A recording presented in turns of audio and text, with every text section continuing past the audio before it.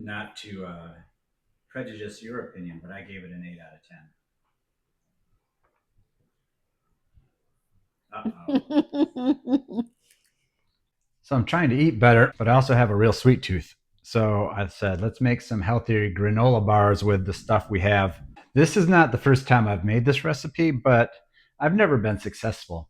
I mean, I do it all and then I put it in the fridge and chill, but they still crumble, and unless they're cold, they just fall apart altogether. So I asked ChatGPT, of course, what does it think? I started listing the recipe. I have like rolled oats and quick oats and nuts and cocoa and I don't know, everything. And it's like, yeah, throw it all in.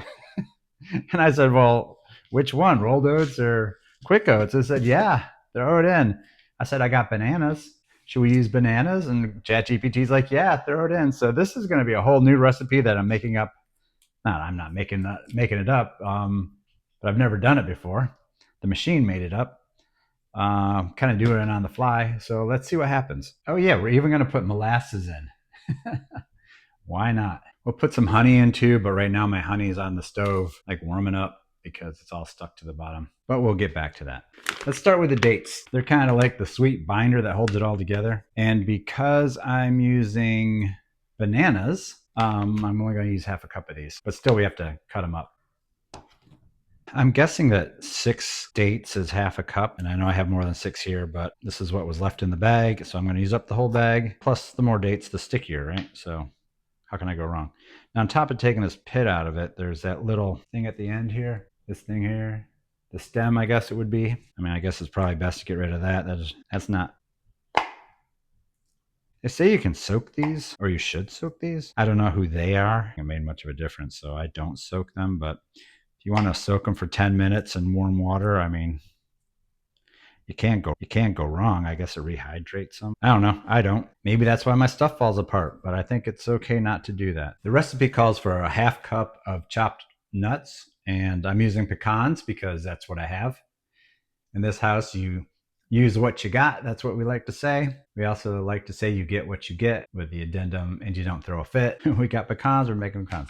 But I also have this half bag of slivered onions. I don't know why I have something so fancy, but I'm going to use them up since honestly, I don't know why they're here. So let's just use them up and make, so they don't go to waste. So it's going to be about a quarter cup of slivered onions and a quarter cup of chopped pecans. And when I said onion a second time, Pam locked me up in here. Actually, before we go any further, let's get the 8x8 pan ready. Show you how I prep some parchment paper to line the pan properly. Parchment paper to line the pan properly. That's pretty cool. So what I do is I get some overpriced Publix parchment paper. Oh man, the alliteration is crazy today. Publix parchment paper for my pan. I grab the first marker I find and I mark each corner. And then I get my ruler and I draw some lines. And then with that set up, we cut out the corners here. Okay. And now that you've cut the corners out, see what we did there? And then after you cook it, you just pull it out by the wings.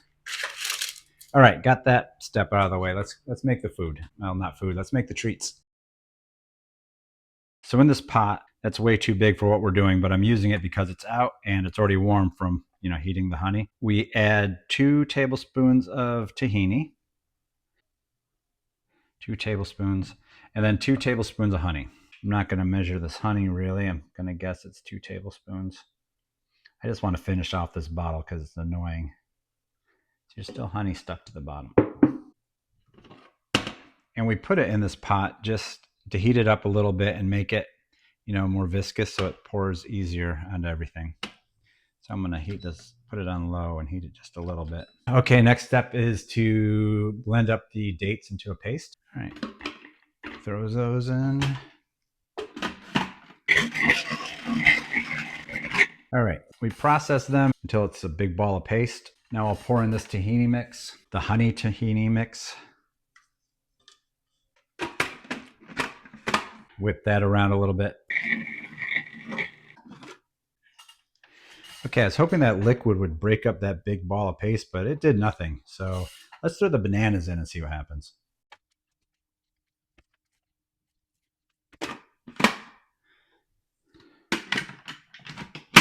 I'm hoping this makes it more smooth because I need something I can pour over the top of all these dry ingredients that I have yet to put together. Let's find out.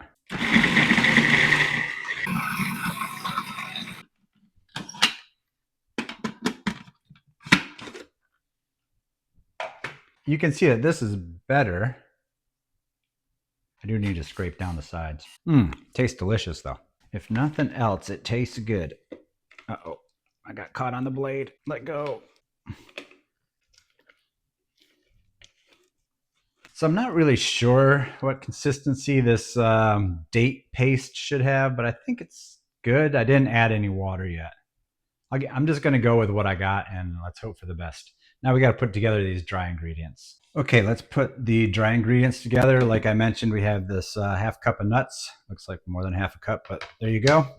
A cup of puffed rice because that's going to add, volume without being heavy and a certain lightness, I guess.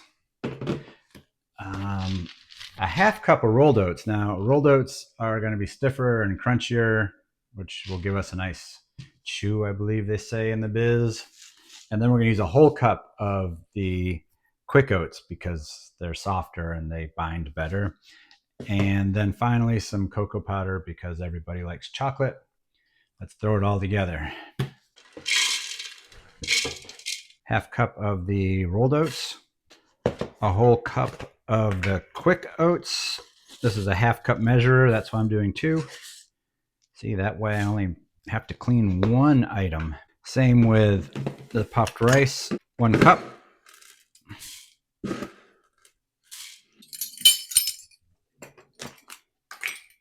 Two tablespoons of cocoa powder.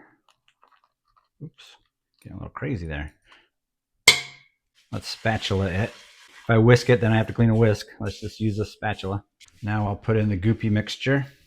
I'm very careful with this blade because even when I'm super careful, it still manages to cut me. I don't even dare put it in the sink because I'm afraid I'm going to reach in the sink and slice my finger off. Okay, and then here's the goop. The banana, tahini, honey. Oh, I didn't put molasses in. Is it too late? It's never too late.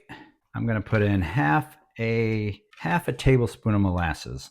I have no idea if that's a good idea or a bad idea. And I have no idea if I've just blocked the camera the whole time scooping this in. Half a tablespoon. I'm going to carefully measure half a tablespoon. I'll tell you what, this is going to have a taste to it. I don't know if that taste is good, but it's going to have a lot of taste. See, I think this is going to hold together really well. I think this is a winner here. It's really sticky right now. This is the first time I've used bananas and molasses for that matter. I think the bananas are really going to make a difference here. Okay. Now I need my specially prepared pan. I'll try not to block the camera this time. These are a bit much. You're in the way, sir. You know what? I'm going to flip that over. So what if we get a little pencil in our thing? At least the folds fold out now. All right. Let's see if I can put this in here without blocking the camera. I got to tell you, I think we have a real winner here. I'm feeling really good about this. Now, one of the secrets is that you really have to pack this down. So I'll show you a trick. Like I said, every one of these, every time I do this, they still fall apart on me. So I don't know how good my tricks are, but I'll show you the trick I try to do. I use my bread thing, and I use that to mush it down.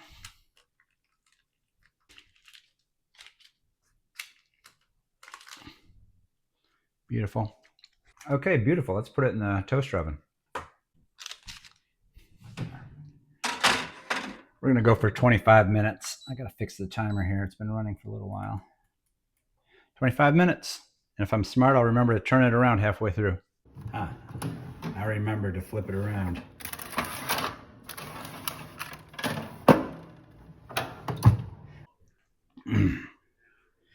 There's 1 minute left on the timer, but I can smell those bananas cooking, so let's get it out. Of course, we have to let this cool off, and then we have to put it in the refrigerator for a while. So we still have a couple hours in front of us before we taste it, but that's what it looks like coming out of the oven. All right, it's been a couple hours. You can tell I've had a costume change. And here's the finished product. Let's cut it up and give it a try. I know my parchment paper isn't super attractive, but we're going to keep it. Well, it's hard to cut through. I'm going to need a heavier duty cutter.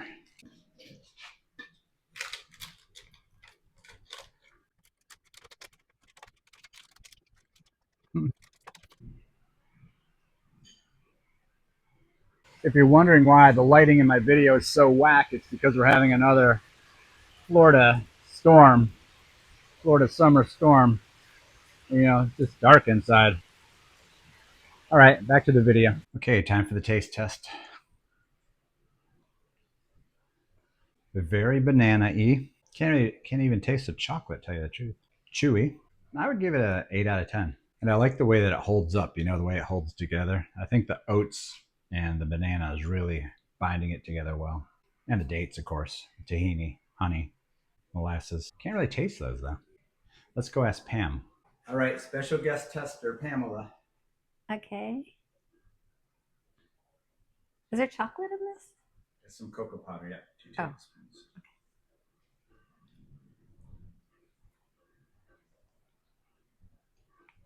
Very banana-y. That's what I thought, too. It kind of reminds me of banana bread. That's good. It's very dense. For a little piece, it's a good little snack. Not to prejudice your opinion, but I gave it an 8 out of 10. Uh-oh. A little bit too much banana for me. I like the denseness and I like the nuts. I guess it's just not what I expected, but I would give it 6.5. But it's good. I mean, I'd eat it. Obviously, I'm eating it, so it's good. So if you've tried to make other types of granola bars that have disappointed you in their ability to hold together, you know, give this one a try. If you have 2 types of oats, bananas, honey, tahini, molasses, etc., in your pantry, I think it's all right. I'd be interested to hear what you think.